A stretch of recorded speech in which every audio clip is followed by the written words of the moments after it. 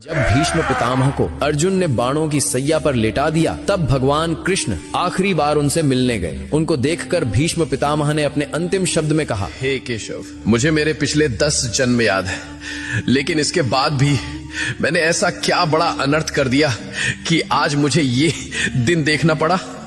पिछले 10 जन्म में मैंने तो कोई पाप नहीं किया, तो फिर मुझे ये बाणों की सैया क्यों मिली? ये बाणों की सैया अब मुझसे सही नहीं जाती। मुझे मेरे सवाल का जवाब दो केशव। तब भगवान कृष्ण ने कहा कि हे पितामह, ये बात आपके 10 जन्मों के पहले की है। जब आप एक राजकुमार थे, तब आप जंगल से भ्रमण कर रहे थे। तभी आपके रास्ते में एक सांप आ गया। आपने उसको मारा नहीं, बल्कि ये सोचकर कि कहीं ये सांप किसी को काट ना ले, इसलिए आपने उस सांप को रास्ते से हटा दिया।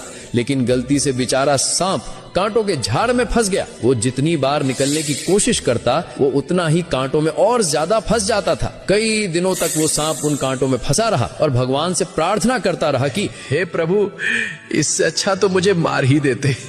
प्रभु, जिसने भी मेरे साथ ऐसा किया है, उसके साथ भी ऐसा ही करना।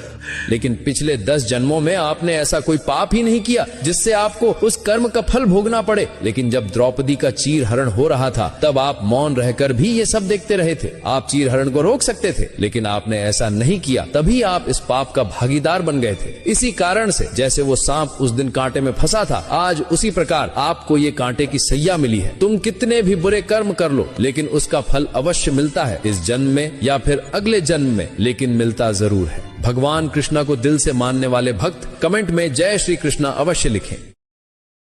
Download share chat.